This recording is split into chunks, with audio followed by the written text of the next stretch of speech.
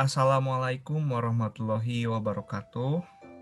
Perkenalkan, saya Fairuz Firjatullah, NRP 071118400121. Jadi di sini saya sebagai mahasiswa Departemen Teknik Elektro, bidang studi Teknik Sistem Pengaturan yang mengambil mata kuliah Otomasi Sistem akan menjelaskan atau mempresentasikan hasil dari evaluasi akhir semester dari mata kuliah Otomasi Sistem yang berupa simulasi sistem pengisian botol air otomatis dengan menggunakan metode GraphChat atau SFC. Singkatan dari SFC itu sendiri itu adalah Sequential Function Chart. Oke, bisa kita lihat ya permasalahannya. Nah, ini merupakan ilustrasi gambar persoalannya yang merupakan sistem operasi pengisian botol otomatis ya dengan menggunakan SFC ya. Dengan persoalan lebih detailnya itu berupa persoalan operasinya dengan didapat bahwa yang pertama pada saat tombol start ditekan lampu indikator L1 akan kemudian selama lampu indikator L1 menyala maka output motor M2 akan berjalan selama proses berlangsung dan roller 2 akan dapat mengantar botol secara terus-menerus. Nah, karena botolnya itu adalah berupa botol penuh ya. Nah, jadi di sini roller 2 itu digerakkan oleh motor M2. Jadi motor M2 ini itu sebagai output atau sebagai aktuator ya. Jadi di sini L1 akan mengakibatkan M2 berjalan. Atau mungkin bisa kondisi yang lain ya, yang dimana M2 akan berjalan dengan L1 secara berbarengan ya apabila tombol start ditekan. Nah, dan saya memilih kondisi tersebut ya. Lalu kemudian posisi dari botol kosong dideteksi melalui limit switch LS, kemudian timer T1 menunggu selama 0,5 detik. Jadi limit switch ini itu berperan sebagai sensor, yang dimana sensornya itu berupa switch atau saklar. Kemudian sinyal yang dihasilkan dari T1 dan output motor M2, yang dimana T1 ini timer ya yang tadi ya, itu akan mengakibatkan solenoid valve S1 terbuka dan kemudian botol kosong diisi sampai sensor fotodetektor atau PE ini akan mendeteksi bahwa kondisi botol telah penuh. Lalu kemudian setelah botol penuh, B1 yang dimana B1 ini berupa buzzer itu akan berbunyi. Nah, buzzer B1 yang berbunyi itu akan mengakibatkan timer T2 menunggu lagi selama 0,7 detik sebelum pindah ke botol kosong berikutnya. Kemudian ada suatu kondisi yang bernama FB ya, di mana kondisi FB ini itu merupakan akibat dari adanya sinyal timer T2, sinyal limit switch LS, dan sinyal output motor M2. Kemudian sinyal FB ini atau kondisi FB ini itu akan mengakibatkan output motor M1 berjalan sehingga roller 1 berjalan. Nah, tapi di sini ada kondisi yang lainnya yang akan mengakibatkan output motor M1 berjalan, itu ya belum ada botol kosong yang dideteksi LS ya. Jadi pada saat kondisi LS tidak menerima respon berupa botol kosong, maka M1 akan berjalan ya sehingga roller 1 akan mengantar botol kosong. Nah, kemudian proses akan terus berlangsung ya, sampai tombol stop ditekan, yang dimana proses yang berlangsung itu adalah proses dari nomor 2 sampai nomor 8. Kemudian lampu indikator L1 akan mati ya apabila tombol stop ditekan. Begitupun dengan output motor M2. Dan kemudian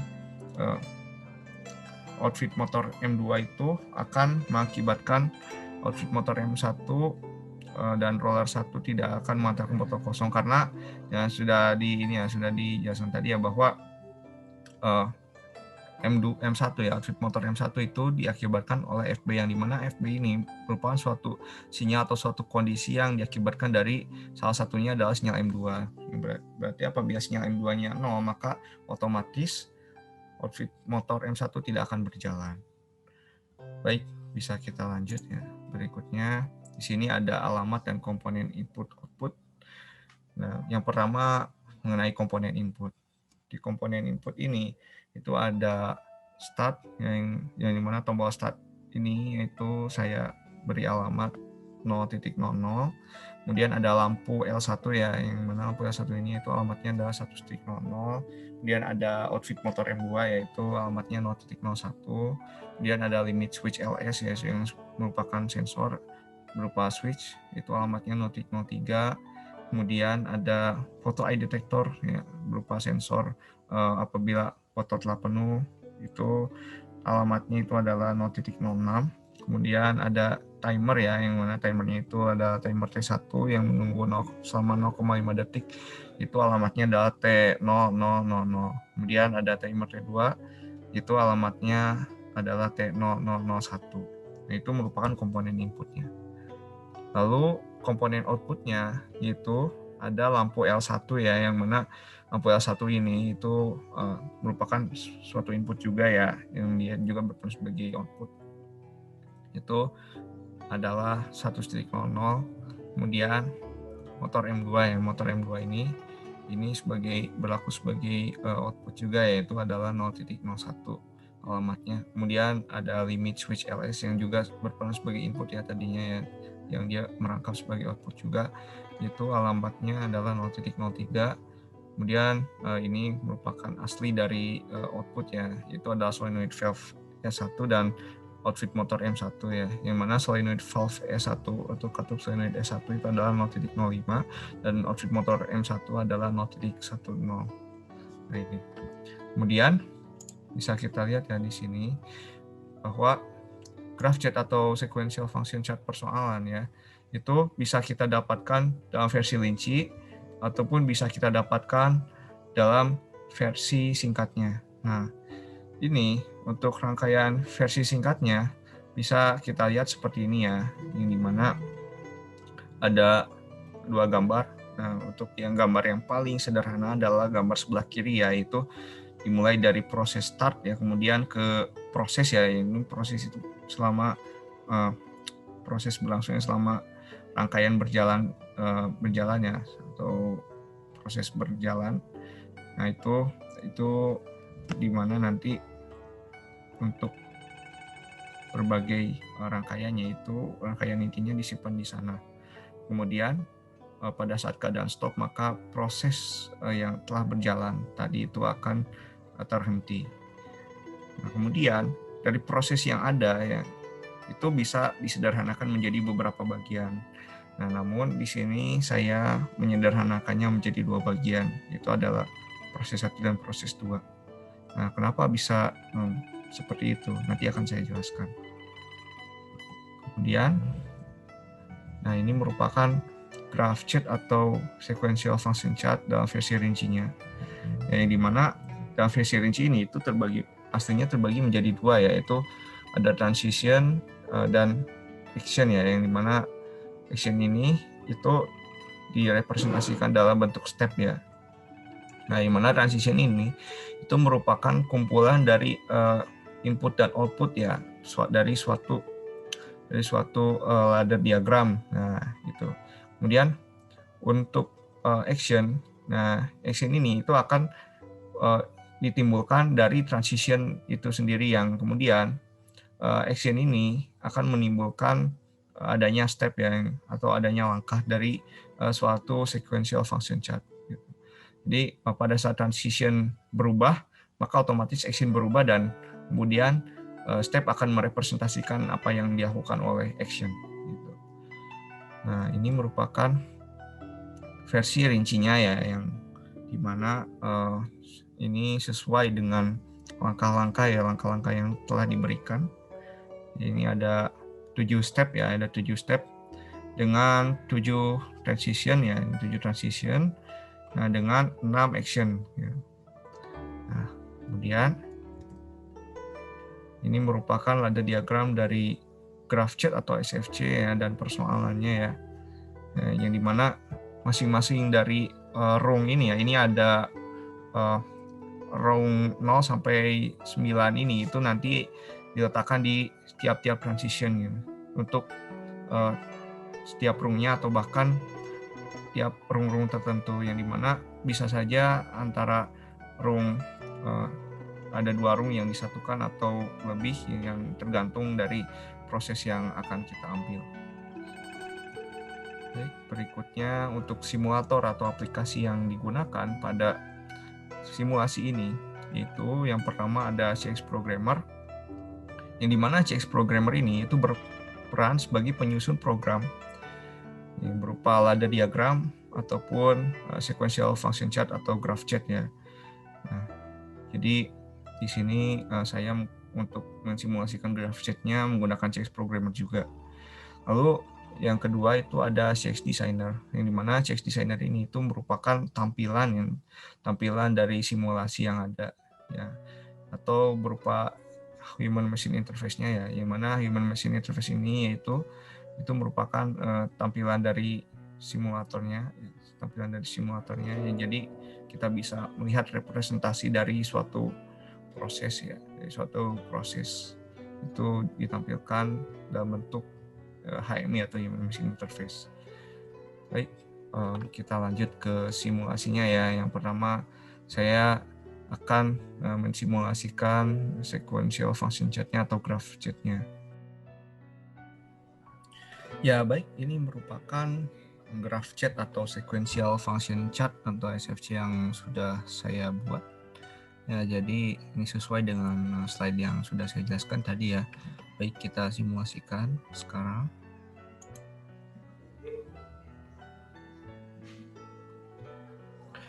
Dan nanti di sini ada 2 proses ya. Dan berikutnya kita coba beri start ini pada saat kondisi dia on. Ya, ini pada saat kondisi on. Nah, dia akan melewati kedua proses ya. Nah, ini kedua proses. Yang proses pertama tadi itu dia adalah step 2 dan step 3 ya.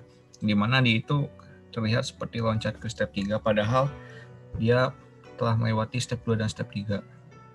Lalu kemudian proses berikutnya dari step 3 seolah-olah dia meloncat ke step 7 padahal sebetulnya dia itu setelah melewati step 4, 5, 6.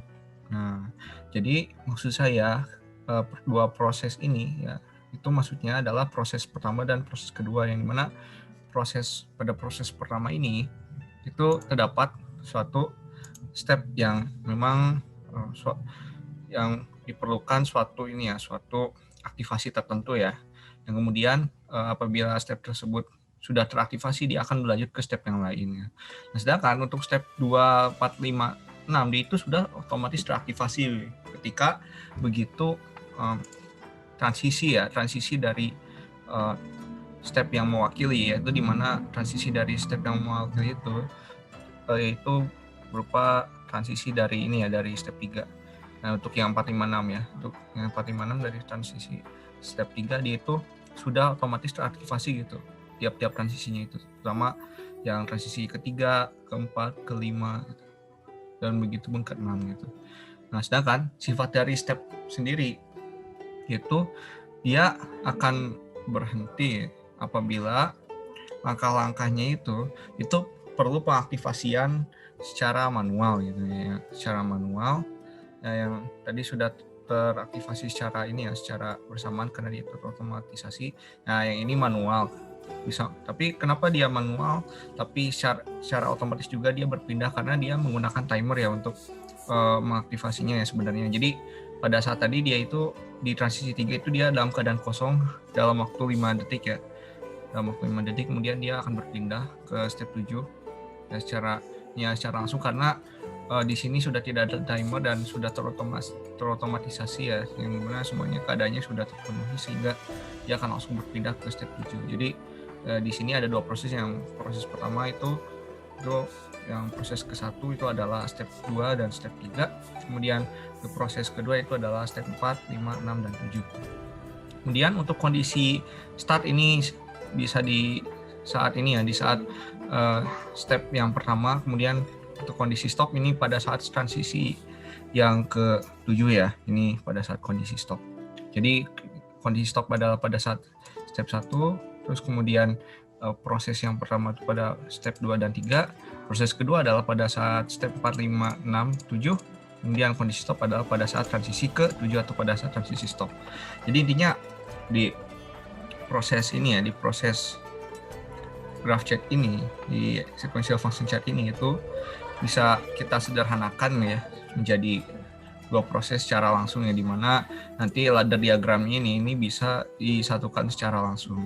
Nah, kenapa saya merincikan berbagai langkahnya? Karena apabila saya rincikan nanti akan lebih jelas ya untuk tiap-tiap ininya ya, tiap-tiap step by stepnya, yang dimana yang pertama L1 dan M2 itu dia dalam keadaan on. Kemudian pada saat berikutnya itu LS akan on ya pada saat L1 dan M2 sudah on. Nah, sedangkan di sini dia perlu aktivasi ya, perlu aktivasi yang dimana maksudnya perlu aktivasi itu dia T1 dan S1 itu on pada saat dia sudah ini ya, sudah mencapai suatu waktu tertentu. Nah, kemudian berikutnya PE dan B1 akan on, dan begitupun T2 dia itu akan on juga ya, yang mana T2 akan on itu akan mengakibatkan M1 aktif gitu. Nah, dia secara sekuensialnya itu caranya seperti itu. Baik, di sini bisa kita lihat terdapat berbagai ladder diagram ya pada setiap transition dan pada setiap stepnya ya, tapi yang perlu kita perhatikan itu adalah pada tiap-tiap transitionnya dulu ya. Nah, ini ada transition 1 sampai 7 bisa kita lihat. Nah, di transition yang 1 ini adalah permulaan ya dari suatu keadaan ya, dari suatu project atau suatu proses, yang dimana ketika start dinyalakan nanti relay L1M2 on akan menyala, dan kemudian relay deteksi akan menyala, yang dimana relay deteksi ini akan digunakan untuk mengaktifasi limit switch ya, atau LS ya, yang mana limit switch ini ya nanti akan mengaktifasi suatu relay yang mana relay ini sebagai sensor yang menandakan bahwa telah terdeteksi suatu botol yang kosong. Kemudian ini ada rangkaian timer yang nanti akan mengaktifasi rangkaian timer juga yang selama 0,5 detik. Ketika LS switch aktif nanti dia akan teraktivasi sehingga botol akan diam ya pada roller yang ke-1. Nah, kemudian timer yang tadi yang sudah ada di sini ya, yang di room pertama pada transisi ketiga ini akan mengaktifasi ini ya relay T1 S1 on, yang dimana maksud dari relay T1 S1 on yang berarti dia itu timer ke-1 dan solenoid valve ke-1 itu dia telah teraktivasi. Lalu kemudian timer yang tadi, yang timer ke-1 atau T1 itu akan mengaktifasi photo eye detector, yang dimana photo eye detector itu akan mengaktifasi relay PE B1 on ya, yang dimana maksud dari relay PE B1 on itu ya berarti pada saat PE atau photo eye detector aktif maka B1 akan berbunyi. Nah, kemudian pada transisi maksud saya kelima ya. Nah, ini pada saat transisi kelima relay yang tadi yaitu PEB1 on itu akan mengaktifasi relay T2 on, yang berarti timer yang T2 itu akan on ya. Nah, ini merupakan rangkaian timer ke ini ya, T2 ya. Kemudian setelah itu rangkaian timer T2 yang tadi yang dimana outputnya berupa T2 on itu akan mengaktifasi suatu relay ya, relay FB bersamaan dengan rangkaian switch yang M2 ya, hasil dari relay M2 tadi dan rangkaian switch dari LS ya. Nah, yang dimana ini LS ini itu berupa LS on ya, rangkaian switch dari LS on ya. Kemudian dari FB ini ya, dari relay FB ini itu akan mengaktifasi motor M1 ya, outfit motor M1 akan teraktivasi oleh FB ya, dimana FB itu merupakan hasil dari penggabungan ya ketiga sinyal ini ya, yang dimana ketiga sinyal ini itu sama-sama switch normally open ya, yang menghasilkan gerbang logika N. Nah, nanti M1 akan on ya atau teraktivasi. Itu untuk transition. Kemudian untuk stepnya ini tidak terlalu penting ya, karena step itu merepresentasikan keadaan yang sudah dilakukan dari transition, yang dimana pada saat step pertama dia kosong ya karena dia belum ada apa-apa. Terus pada saat step kedua L1 dan output motor M2 aktif ya, sehingga dia meninggalkan pesan. Kemudian LS aktif ya pada step ketiga. Kemudian pada saat step keempat photo eye detector dan B1 aktif. Pada saat step ke-5 timer T1 dan S1 aktif ya, solenoid valve S1 aktif. Kemudian timer T2 aktif dan yang terakhir M1 aktif. Nah, lalu di sini ada transition ini ya, yang transition ke-7 ya, yang dimana transition ke-7 ini untuk menghentikan proses keseluruhan ya dari transition 1 hingga ke transition 6 ya, itu bisa dihentikan oleh transition yang stop ya. Bisa kita lanjut ke simulasi lewat HMI-nya ya, atau Human Machine Interface-nya. Baik, ini merupakan tampilan dari HMI-nya ya yang sudah saya desain. Nah, jadi di sini sudah ada keterangannya ya dari SFC yang tadi saya buat dan dari device atau plan yang mendukung ya. Ini sudah saya buat, kemudian bisa kita simulasikan ya untuk ditampilkan secara berjalan seperti apa. Ya, kemudian bisa kita start dari ininya langsung ya, dari CX programmernya langsung kita ulang. Simulasinya kita hentikan dulu, kemudian kita start PLC PT Integrated Simulation ya lewat CX, kemudian klik OK. Ya, kemudian nanti berikutnya akan muncul ya suatu screen tertentu. Nah, di sini, nah ini merupakan tampilannya ya. Nah, bisa kita coba klik start ya. Yang pertama kita klik start. Lalu apabila botol kosong, nah ini nanti akan berpindah ya dari atas ya, kemudian menuju ke bawah. Nah, kemudian botol kosong sebelumnya akan berpindah ke sini. Nah, lalu kemudian drain valve akan mengisi botol tersebut hingga penuh. Kemudian dia berpindah ya, dengan dimana proses berpindahnya itu ya di waktu dengan menggunakan timer ya. Nah, untuk proses perpindahannya itu dengan menggunakan timer T1. Nah, kemudian untuk timer T2 dia itu menghitung pengisian solenoid valve terhadap botol yang kosong. Lalu nanti photo eye detectornya dia akan terlihat seperti membuka ya apabila botol sudah penuh dan kemudian botol akan berpindah. Nah, ini botol yang penuh ini dia di atas itu maksudnya dia telah mengalami perpindahan ya, yang dimana botol yang penuh dari bawah valve itu dia akan berpindah ke sebelah kanan ya, sebelah kanan atau ke roller berikutnya. Nah, kemudian untuk ini solenoid valve dia akan membuka di sini dia membuka ketika ada air yang lewat ya. Ini dia berwarna merah itu pada saat ada air yang lewat ya di pipanya ya. Kemudian warna kuning itu pada saat dia tidak ada air yang lewat. Nah, kemudian ini bisa kita stop ya untuk menghentikan simulasinya. Nah, bisa kita start lagi ya. Yang dimana ini untuk limit switch ini apabila dia posisinya ke arah kiri berarti dia akan mendeteksi botolnya itu adalah kosong, sedangkan ke kanan dia akan mendeteksi bahwa botol telah penuh, gitu ya. Dan ini untuk motor ya, motor M1 ini M1 ya. Ya M1 dia berwarna hitam berarti dia artinya diam. Sedangkan pada saat dia kondisinya berwarna putih dia artinya sedang memindahkan botol yang sudah penuh. Gitu. Oke, kita stop saja ya karena sudah selesai simulasinya. Nah, sekian simulasi dari saya. Mohon maaf apabila ada kesalahan ya, terutama dari percobaannya atau simulasinya dan kata-kata yang sudah saya jelaskan. Mohon maaf apabila ada yang kurang, silahkan kritik dan sarannya yang membangun.